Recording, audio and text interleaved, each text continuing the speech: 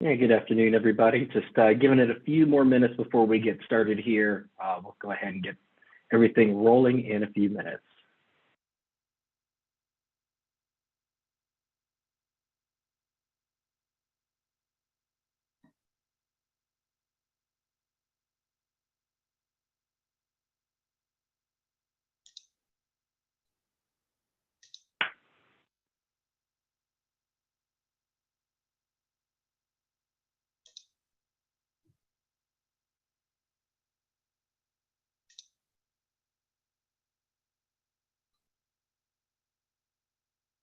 All right, David. Well, it's just a couple minutes past the hour here. I know you and I have a lot of stuff to cover, so let's go ahead and get in here, and we will hold some questions if we have some time at the end. But if you want to go ahead and start presenting or asking questions in the Q&A, feel free to drop anything in there.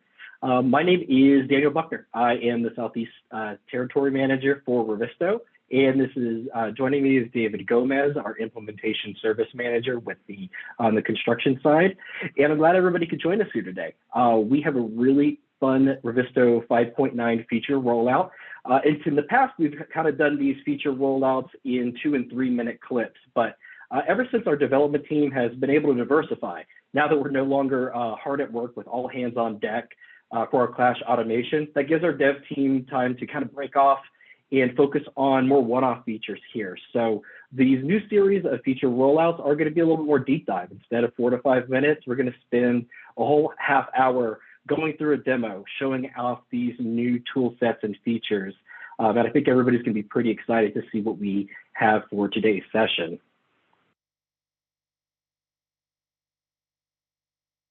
So our agenda is going to be the 5.9 feature overview.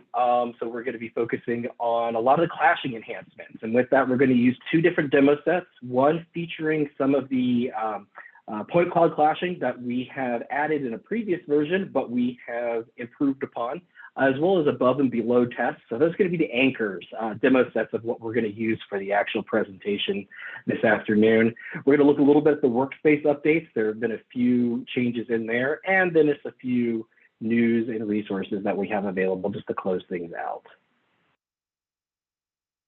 So what I want to do is I want to highlight these improvements really quickly, because we don't want to stop and just go down the laundry list of, okay, here's a new click, here's a new tool, here's a new feature. We want to incorporate them into a more natural back and forth workflow. But I want you to be able to identify them when they happen. So the first thing is going to be an ignore clash rule. This is something really simple that we saw, being able to filter out certain results that keep throwing your clash tests off.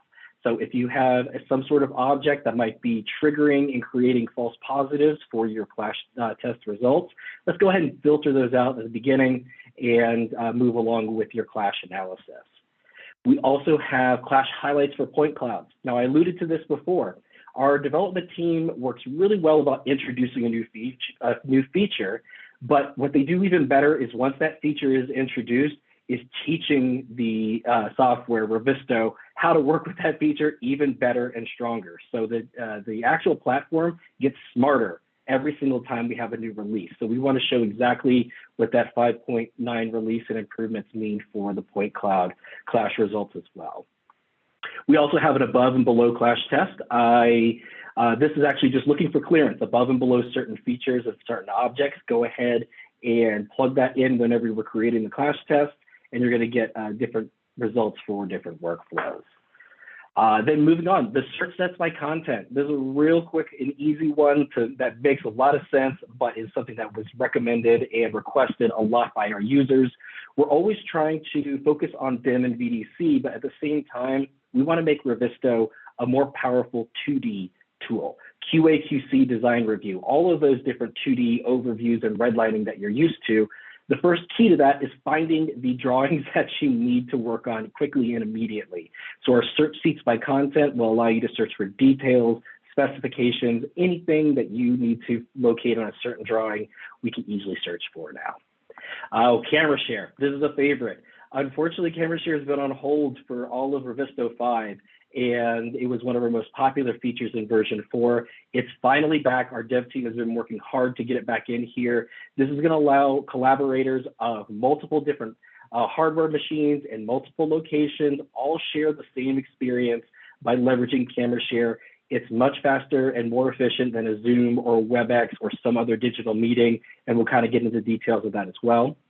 Laying appearance templates. So if you want to have multiple appearance templates applied at the same time, hiding a particular wall, applying certain colors to building systems, Revizto now allows you to layer them one by one in order, instead of actually having to create a brand new appearance templates. So these 6 features are all things that we are going to actively demo for you. And a few more on here that we probably won't spend too much time on is minimum maximize windows. You're always looking for more screen real estate, right? So while we want to be able to give you as much screen as possible, being able to click and collapse those dialog windows is going to be really helpful. BIM 360 Autodesk Docs, we continue to improve our integration with outside project management systems. So this is one of the small improvements that we've made. You no longer have to be tied to Workshare documents. These can be completely locally linked documents as long as they're connected to that Autodesk 360 document system. We've improved our Revit switchback as well. So some of the behavior that we were seeing before, we've taken some feedback on how to improve that, and we've gone ahead and put those suggestions into our development. Tekla IFC reference model support. So we can also, just how models are referenced and linked within Revit, we can now recreate that same process in our export process. And project roles improvement. So a lot of people are saving custom roles for all of your project team members. Revizto can allow you to save as many different roles as possible, which is also a strength, but we need to be able to figure out which roles have which permissions, and the project team, project roles improvements is just a quick little reference tool that allows you to continue with that. Oh, I'm moving along here. David, I'm going to go ahead and give you the screen, and let's go ahead and get into our first demo set and take a look at some of these point cloud results. Sure thing, not a problem. Let me know when you see my screen. You're coming through great. Awesome. All right, so we'll start here with point cloud clashing. And as Daniel pointed out, we debuted this function in 5.8 and continually improving it on in 5.9. So really the summary of understanding of the differences between what was first debuted and what we have today is continually allowing Revizto to learn how to continue to create better groups and results based on point clouds and element objects. So I went ahead and I ran one test earlier today that I wanted to touch on, and just to really distinguish what that means. So oops, wrong test. Let's go into my test right here. There we go. And to be able to understand, one, the ability for Revizto to identify where clashes are being pointed out at, but at the same time, being able to intelligently group them accordingly really is more of just, is based on, one, your proximities, your groups, how large or small are you making those groups that are determined on how big or small those collision points will be. Go ahead and change that appearance template there real quick. Let's change that to realistic materials. There we go. And for Revizto to understand exactly where those collisions are breaking out at. But the important thing is that these are also created as issues. So once they are published to issues in the issue tracker, we want this information to be as straightforward as possible. So we have the ability to break these groups up, whether they be by one element, or for example, we have one clash here that's towards the end of the bottom of this hydronic return. And let me go ahead and show what that looks like. There we go. And exactly show where that modeled element is at actually hitting the point cloud itself, and where the second collision is occurring as well with a separate element object. So there's cases sometimes in the beginning of 5.8 where it clashed once, it may have highlighted that entire section. Now we're breaking that up a little bit more intelligently, making the information more easily to digest and to bring over into the issue tracker more simply. And then of course we have a larger group here. Let me go ahead and get the visuals right here for you. There we go. And to be able to understand exactly what is colliding with the several elements and the point cloud itself. And you notice there's a few things around here to be aware of. And I think there's some best practices in here to understand at the same time. So what we can do actually is, let's go ahead and change this back to realistic materials to see what we're looking at here. I have a group of 5 a group of 5 clashes within this group itself, but to be able to understand exactly now what is actually colliding with these objects here. Sorry, moving outside that. And to be able to understand what elements exactly are hitting against this point cloud. But if you notice here, we have some point clouds that are actually moving upwards towards another system. You know, point clouds are seen as one object. Best case scenario is clean up the information that is not needed for those groups to be read correctly. But Revizto will do its best to be able to identify of what separate elements, such as couplings, runs, elbows in this specific example, and actually have it contained as its own clash from there. So again, giving you the ability to be as detailed as possible with point cloud clashing, even though point clouds are read as one object, but to still be able to break them up accordingly, and as long as your point cloud itself is broken up correctly. Yeah, David, let's talk about that intelligence, because this is what I was talking about in one of the earlier slides on how Revizto development progresses and it learns. So can you elaborate a little bit on what we're doing here to identify those actual objects, or what, you know, and differentiate it from the millions of random points that out there? How does Revizto start to recognize this as actual geometry? It's based on the proximities itself, actually. So this is something that I touch on a lot, and it's still a fairly new conversation, since this is the second iteration of what point cloud clashing is. But really, it's all determined down to your proximities in your groups and how you're breaking this information up. So I can be very simple and I want to be simple too, because again, point clouds are read as one file, one object only. So here I'm going to work as much as I can with the mechanical model that was given to me. So instead, I'm allowing it to understand, I want to see what of the mechanical model the point cloud is hitting, and to be able to give me that result first. But at the same time, the most important piece is the proximity. I want my proximities to be small, because without that proximity, we're going to have a similar result as we were for example, in my experience, Navisworks, where I would see everything highlight red. Proximities is what keeps that from happening. It only allows me to see those collisions within those two objects that are intersecting based on how large or small that proximity is. And so that's what it does, is to begin cleaning up the information around you and only beginning to see the hotspots of existing conditions versus new construction. Excellent, thank you. No problem. So that's really the intelligence there where point clouds come in. And I think the highlight of this is it's allowing us to digest more information based on an existing scan, that's saving us more time up front than working with the information that we have, instead of maybe needing to go back and model it at the same time. We work with what we're given, and also removing any waste that's in the process at the same time, if the point cloud is good enough to work with. All right, perfect. So that was the point cloud piece. Couple more things here that while I'm here, before I switch gears into another project.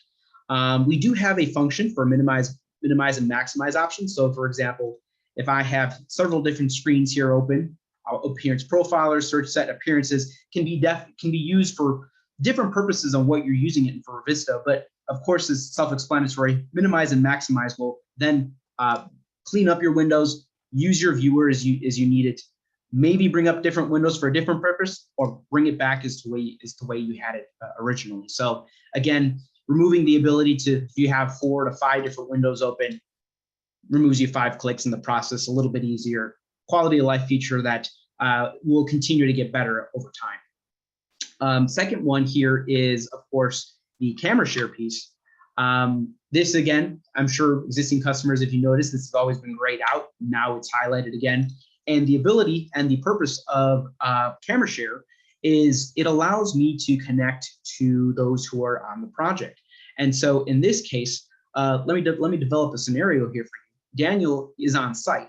He's looking for the specific spot that I'm looking at, and I could be in the office. So he needs a little bit help and direction of where I'm looking at currently. So he may be connected via an iPad or on his PC, a laptop that he may be carrying around. I can connect with Daniel here, and Revizto on his end will connect request that I've been connecting with him. And towards the bottom of the screen, you will notice that I am now connected live. and who is connected with me currently in Revizto. So this is a sort of an easy way. Think of it as just a quick camera share showing exactly where we're at in the model. Maybe me placing myself exactly where I'm looking at with existing conditions and point clouds, and putting it down where Daniel may be standing at on site, and then just to go ahead and just X that out, and it releases Daniel in that position. But all of my movements that I'm making within the 3D model, he is seeing, he's actively understanding where I'm focusing on, and it keeps everyone on the same page. So active construction, through coordination, leading through coordination in specific areas, connecting with multiple people, as you see here that I have on my screen.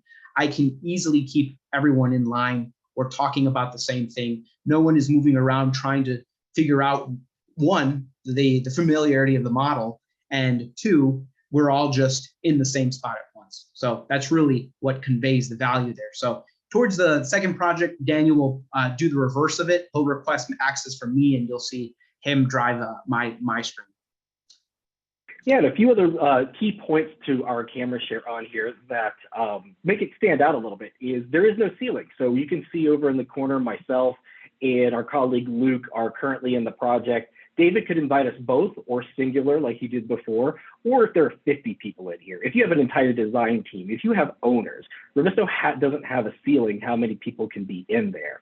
Not only that, compared to your typical online web meetings, we are not sending image after image after image across the internet. What Revizto is doing is just locking in on the XYZ coordinate of David's camera position and transmitting that across the internet, which means this camera share is going to work really well in the field when you're talking about low Wi-Fi or a kind of tenuous cellular connection. Instead of worrying about transmitting video and images, it's just using that one XYZ coordinate, allowing for a much seamless connection. And just instead of lagging behind there, it's just a much immersive experience than what you're typically used to with web video sharing. Exactly. All right, so I'm going to go ahead and switch gears here now, and I'll move to the second project with the second exercise. There we go. And what we'll be covering in this test is we'll run through a few of the features that Daniel mentioned. Ignore rules within your clash test, but really more importantly is the above and below clashing types is what we want to demonstrate here today. And when I'm thinking about this, I really begin thinking about my previous roles as a coordinator on the job, and really understanding what are the practical use cases here for this type of test. And really, I'm thinking more towards the middle of coordination, end of coordination, when the quality check process becomes more important, and our trades are beginning to be more coordinated. But we have to make sure that from an aesthetic point, from a code point, from coming from the design teams or the engineers, based on the building and its plans, we want to make sure that we can use those tests that accommodate those specific codes and clearances for that. So that's exactly what I'm going to do today. So what I'm going to do is I went ahead and I zoomed in this parking garage here real quick. And if you notice, I already have, I'm located in a ramp with overhead MEP. I went ahead and created some parameters around some search sets that accommodate for all overhead MEP, and at the same time my ramps themselves. And so easily what I want to do is I want to create a test that allows me to identify any collisions above a certain height from my ramps. So what I want to do here is I want to be able to, let's see here. There we go. I created a search set for my entry ramp that you see that we're currently in. And I also have a search set for overall MEP. And within this, I want to say entry ramp versus MEP QC. And through that, I can go ahead and say my selections are done. Let's go ahead and move through some of these rules here. Here's an important one that we mentioned: ignore rules. So this is an easy one for me to choose because I'm looking for anything that's clearance by overhead MP. There's going to be objects that are also going to interfere with this test that I don't want to see and lessen the noise. So for example, I'm particularly thinking about anything such as my structural columns, my structural steel, and my structural framing. So I can hit apply and say anything that's based on framing the overhead columns in the area. I don't want to see those as clashes that are going to be in my clearance. I really just want to see overhead MP. Again, removing the noise from the test, lessening the review time for me to move through each clash, and only going through the things that matter the most here. So that's really the important thing. So I went through a general search. This general search particularly looks for in both data sets that have been selected in the test. And then, of course, you can be more specific towards the specific data set if needed. Both options do work in these cases with a few more conditions. For example, there's also conditions based on property value. If for some reason you don't have a search set created, you can find the property value based on the model metadata that's in the project itself here as well. So giving you a few options to work with, but most of the time, first three options work for most cases here. So clashing type, most important. How are we going to set this up? And so we do have a little bit of an animation that provides some insight and to better understand what that clashing type and how you want to set those conditions up as. But it's pretty straightforward. So my data set A is my ramp, my structural ramp. So then I want to have that look directly above, and then my surface above that is going to be the top of A to bottom of B. So everything from the top of my ramp, everything from the bottom of my MEP, and how far into it goes that I want to be able to check my clearance by. So per code and from my experience, anything from 14 to 15 feet of clearance for anything such as larger vehicles and trailers in order to allow scissor lifts themselves to be fully extended and to ride freely without MEP to interfere. Let's see, scaffolding towers, things like that, things that I've noticed in the past that really require these tests. So I'm going to go ahead and put a clearance here at 15 feet and keep the element based of what items to clash on. I can be fairly simple here as well. So my distance, I can make a small proximity feet of 10. And I can be by selection. Again, similar, the way to approach this is, and to understand by selection is, which element is most likely to move in this case. And so since I am looking particularly at overall MEP, I want to be looking at MEP to be called out first in my results. So that would be element B in this case. I could leave it at that. We could hit next. I could say, okay, who's most likely to move in this case and be contacted? I could say it's anything that's mechanical related. So we'll contact mechanical from here, hit finish. Once it's done, I can run my test.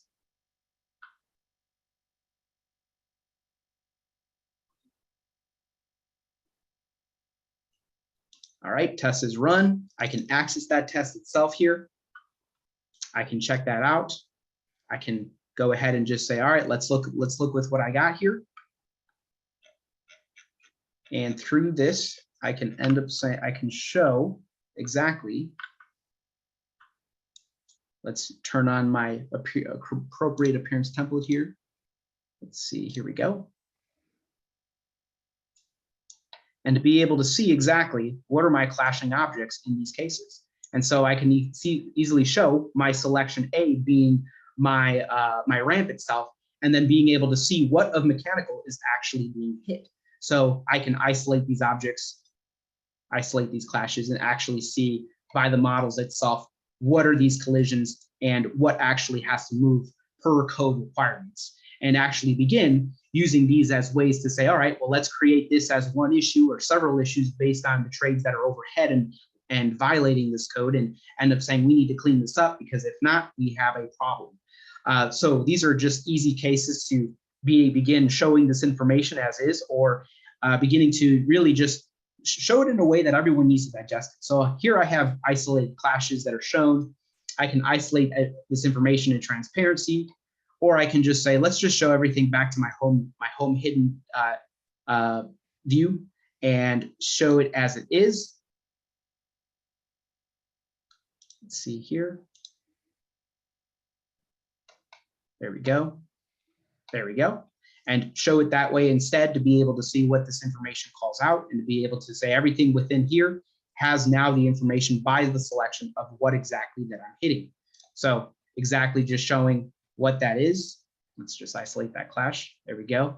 And to be able to begin digesting one by one what object selection needs to be sent as a group. We need to group this information up, whether it be large or small, or just end up just saying, let's just take everything, group it as one, and send it over to the issue tracker as is.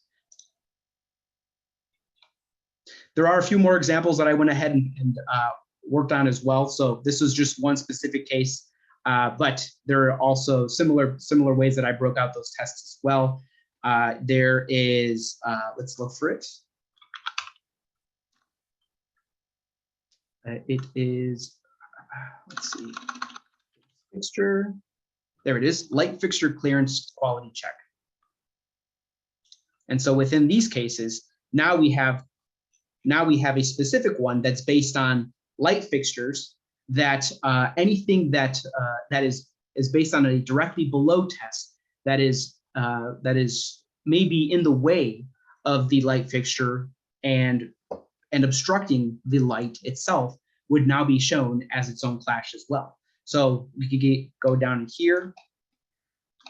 Again, being able to show the information as is, I can easily show exactly what levels do I want this on, or zoom into a specific group of items here and just say, let's turn this all on here, and to be able to begin identifying exactly all my light fixtures that are being obstructed by overall MEP in this case, and why we need to clean this information up. So another case there based on above and below test. Here's a quick understanding of, again, how this was created. Let's go ahead into my clashing type. There we go. Again, this one created from above to below, being able to see anything that is from the surface of that light fixture and anything that was consisting of MEP to begin detecting that object. Just like the point clouds, we are just we're teaching our clash detection automation new tricks every single time. Once we put out a new release, we figure out what more it's capable of and send a development team working hard to figure out what other strengths and tools that we can capitalize on. I appreciate you showing this to us, David. Absolutely. All right. So other than that, we have the reverse of this is now of where I may be in the model, but Daniel for camera share would want to request my control of my screen and to take me to an area of the building that may be of a separate conversation now. So Daniel, you're more than welcome to connect with me. There you go. So perfect. There is my notification now that Daniel is requesting to take control. I can hit OK. And from this, then from Daniel's end, he is in a particular different spot in the model itself. Different conversation, again, gearing me to where I need to focus my attention on something specific. Again, this can be anything from a field-related conversation to a coordination-related conversation, or something as simple as someone isn't in the model, they're in the right spot, they're still trying to get used to a model environment, and this is their way to help that process sort of learn, get those training wheels of learning Revizto, and then be able to eventually easier for them to come off once they are more self-sufficient and have a better comfortability with the Revizto.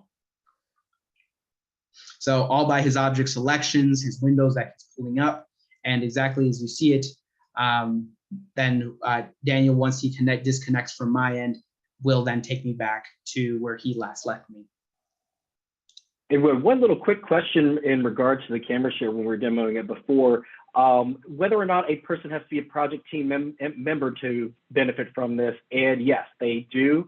They will have to have a Revizto license and be invited to this project. Just like everything else, we make it so that the permissions require a project team member have permission to be in this particular project in order to share it. So if you want to bring in a temporary user like an owner, or just a design team partner who may not be quite living in Revizto and you will just want to do a quick constructability review, we recommend just activating a license for them. And once that time is done, go ahead and deactivate it so that license can be used for another project team member. Exactly. So how are we doing there on time, Daniel? You got time to touch on the last few tidbits, or do we want to just follow up later on that? No, go ahead if you want. If you don't mind with the multiple appearance templates and the search content, this should only take 2 or 3 minutes, and then we'll go ahead and wrap up and keep our dedication to the time. Sure thing. So appearance templates. The way to understand appearance templates is you're building rules based on how you're viewing the model, of course. But at the same time, we want to minimize the amount of times that you need to go back and recreate new rules for different cases. Instead, we begin allowing to stack appearance templates on top of each other. So in this case, I have several that I can use, and I brought my appearance profiler command up with the template list just to show how each function works. So if I wanted to, I could say, okay, well, I have a home view that's currently set, and then I need to go ahead and begin adding more on top of it. So here I can say continue adding to 3D. And if you notice, my appearance template now, my walls are now transparent. I'm beginning to see other views that are based on those commands, but at the same time, I still see items that have been hidden before or have been revealed before, have not been hidden. So you begin seeing those commands begin building up based on top of those rules of those other appearance templates. Again, here I could say structural ducts. I could say go down to add to 3D. Those rules begin adding on as well. And then now I begin seeing something a little bit more clear that for coordination's sake makes an easier conversation to have. I see everything from essential structural elements to overhead MP, removing walls, only seeing some essential walls as transparent, and maybe this is a better view to have a better coordination discussion instead, or based on the existing conditions of a new building on site. So again, once that's done, we've added all to 3D. I've added all these commands based on my previous appearance templates. I can then say, all right, let's save this as a new one. Share this one out, make sure everyone has that access. And now we've created a new one based on just that stacking ability alone. That was stacking appearance templates. Next is search sheet by content. So we're going to move away from 3D here. We're going to move into 2D, and we're going to work with our 2D sheets inside the 2D environment inside Revizto. So in cases where, one, we're really trying to remember information that's based in a certain sheet, and we really only had to work with the title to begin with, and our project memory based on specifics of what specs, what certain information may be embedded in a 2D document that can't be necessarily called out at a high level. So I can easily go into all of my sheets drawings, but you notice here that there is a search content function here that you want to select. Here I can then begin searching really any keyword that comes to mind. And I can say anything from valve, for example. And anything that would say that valve, or anything that would say, let's say access. I now have the documents that would call out exactly what contains those keywords within them. They would give me an access of exactly what drawings contain that. And as I begin selecting the 2D sheet, I notice Revizto will begin highlighting keywords that have that information. Here we go, access, based on those 2D that 2D search and the search sheet by content search. So now Revizto is not only looking at just your sheet titles and what your sheet names are, it's actually looking inside it. And so a lot of this is going to be coming into a lot of the 2D improvements we're going to bring on, and this is really just the beginning of that. Awesome. Thank you, David. Absolutely. So I really appreciate it. If anybody wants to leave some last minute questions in the Q&A section, we can certainly get to them. We'll follow up individually. And before we go, however, I am going to do a little house news. We have our Revizto Field Days coming up. We are coming to a city near you. We've had a really good reaction to these events so far, both here in North America and our EMEA team. We always do focus on Revizto, but we do want to bring in our customers to talk about it. So if you are an existing Revizto customer, and if you're at this webinar, you most likely are, we would love for you to come out, participate in this. This isn't always going to be completely Revizto related as well. We're very interested in BIM and VDC workflows, technology, how we fit in the overall ecosystem and workflows that you folks are focusing on. And we find these to be really valuable, really open-end conversations, and really casual as well. So here are the dates that we have coming up here in the States. And of course, for our European team, we have a lot of events coming up as well, including our Switzerland event, which is actually live right now. If we want to take a look at our colleague Sasha, we've got a really big audience over there. So it's just a good example of what's happening right now with our European colleagues. So we certainly invite everybody to come out, go to revisto.com to register. Stay up to date with our Revizto Reporter. It's our monthly newspaper that comes out that'll highlight all events that we're going to be participating in and all new releases like these great tools that David has demonstrated to you. We appreciate you being customers, and feel free to reach out with any questions. Have a great week, everybody.